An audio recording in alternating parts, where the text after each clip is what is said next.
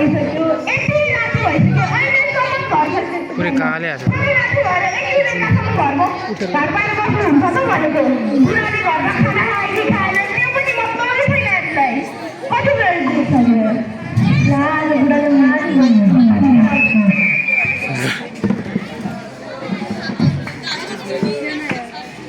Mic खसिरहेको कतिखेर आउँछ होला ऊ यो केटी? यति राति भइसक्यो अहिलेसम्म आएको छैन।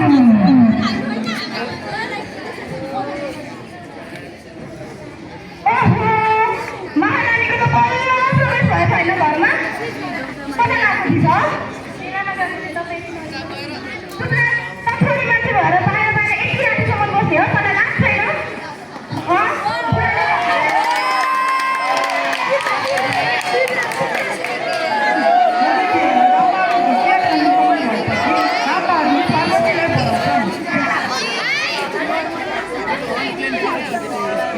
पार्वती, ए पार्वती, मेरो चिया खाइनुहोस्।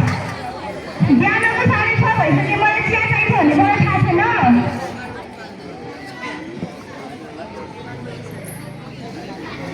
ओहो, बिहान बिहान मलाई उठ्ने बित्तिकै चिया चाहिन्छ भनेर तैँले बिर्सिस्? आज ढिला उठेकी थिएँ कि त्यही भएर हप्तामा पक्का चिया बनाएको खानु न।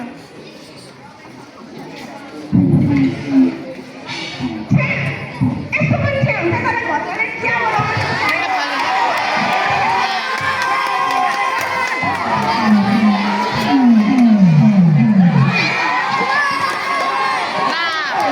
लोडे क्या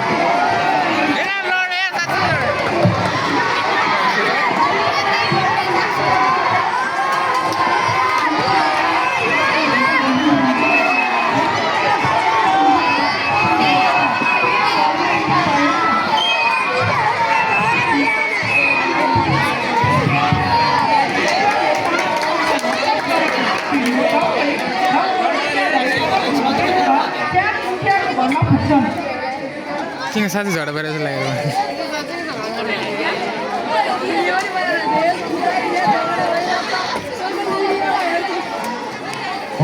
नमस्ते मुखिया जी धेरै चाहिँ हाम्रो गाउँको नामलाई होइन नमस्ते नमस्ते साथीले भाग्यो ए होइन है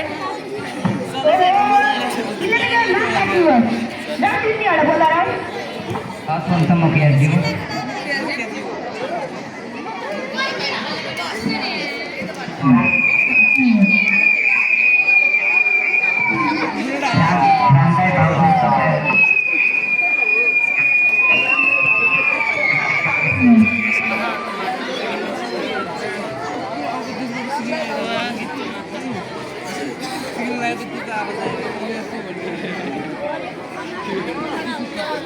ओहो रामदाई बाबु तपाईँलाई त मुखियाजीले बोलाउनु भएको छ हेर्नुहोस् त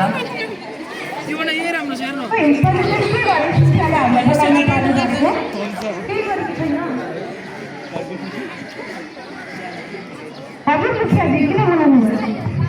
तिमीहरू गएर झगडा गर्छौ के हो? तिमीहरू फेमस भएको त बुढाबुढी बिचमा छोरी भयो झगडा भइहाल्छ नि। आज सबैले सानोतिनो झगडा भयो यसमा के ठुलो कुरा छ त? झगडा सानोतिनो घरमा हुनु त स्वाभाविक हो तर ठुलो कुटपिट त गर्नु हुँदैन नि। मैले बुझ्न आफ्नो बुढलाई कुटे आउँछु नि। यदि हजुरले पनि यति दाहा लागिरहेछ भने हजुर पनि आफ्नै बुढलाई गएर बुझ्नु नि त।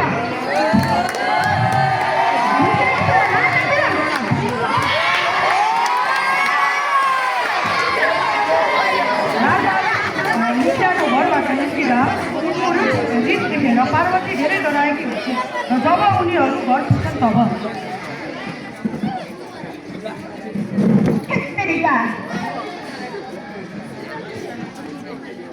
नरिसाउनु न तपाईँले, मैले केही पनि गरेको छैन कि नरिसाउनु न। चुपलास, आज तैँले गर्दा मुखेको अगाडि मेरो नाक काटिएको छ।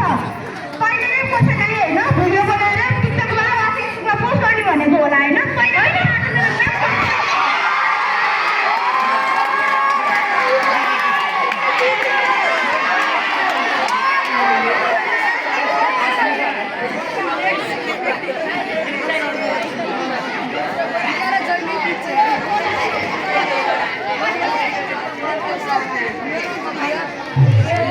आज मेरो नाक अर्को दिन बिहान जब रामबहादुरको घरमा पार्वती लाई देख्दैन। अब पार्वतीलाई खोज्न भनेर गाउँ ठुलो निस्किन्छ। पार्वती ए पार्वती पार्वती हेर्नु पार्वतीलाई देख्यौ पार्वती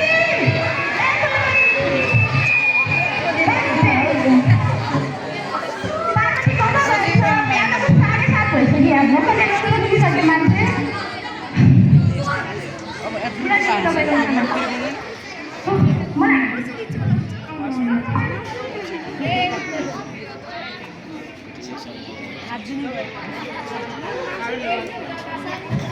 ओहो आज मासु पकाएर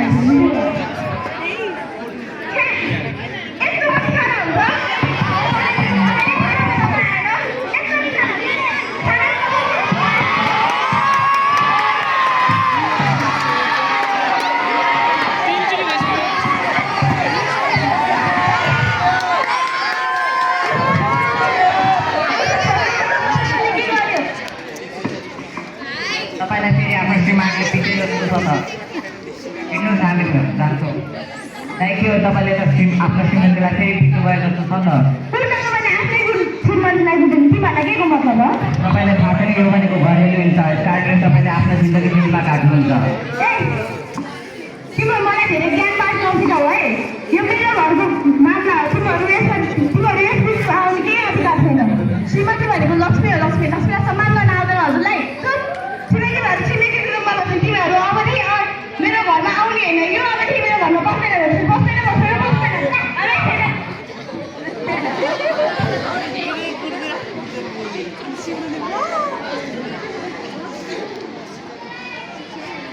भरे राति भयो।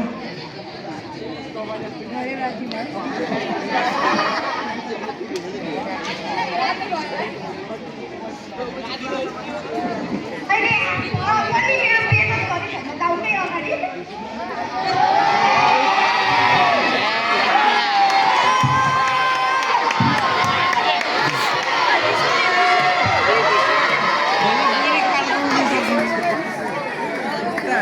मुखियाजी झगडा बसेर आउनुहोस् ए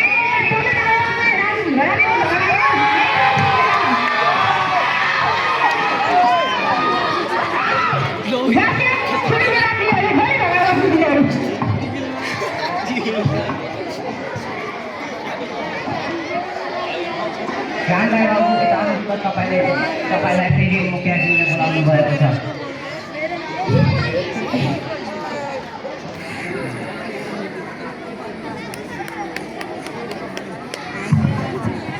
हजुर मुखियाजी किन बोलाउनु भएको होइन तिम्रो जहिले झगडा के छ तिम्रो घरमा अनि मुखियाजी यस्तो अलक्षमी श्रीमती पास झगडा गर्नु परिहाल्यो होइन श्रीमती भनेपछि घरको लक्ष्मी हो लक्ष्मीको सम्मान जानु पर्दैन राम यो लक्ष्मी हो यो अलक्ष्मी हो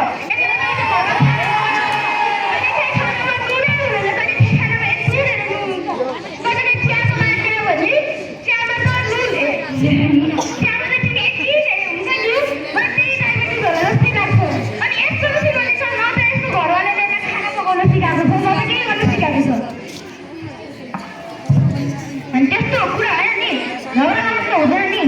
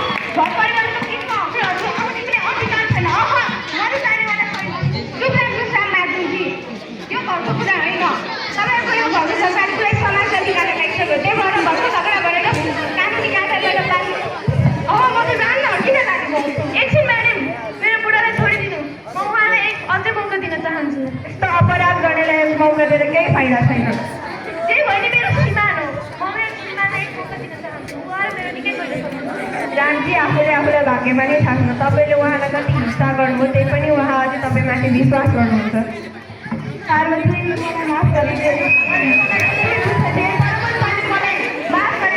माफ गरिदिनु मलाई माफ गरिदिनु म तेरो खुट्टा होइन मेरो खुट्टा तपाईँले मलाई लक्षित बनाइरहनु भएको छ अबदेखि अलिक चुपचाप बस्नुपर्छ जाउँ हिँडौँ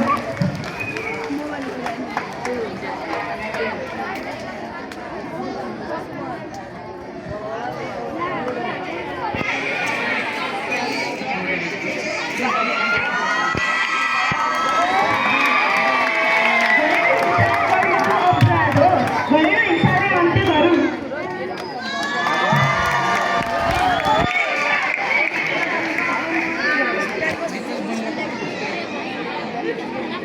एघार मिनट भयो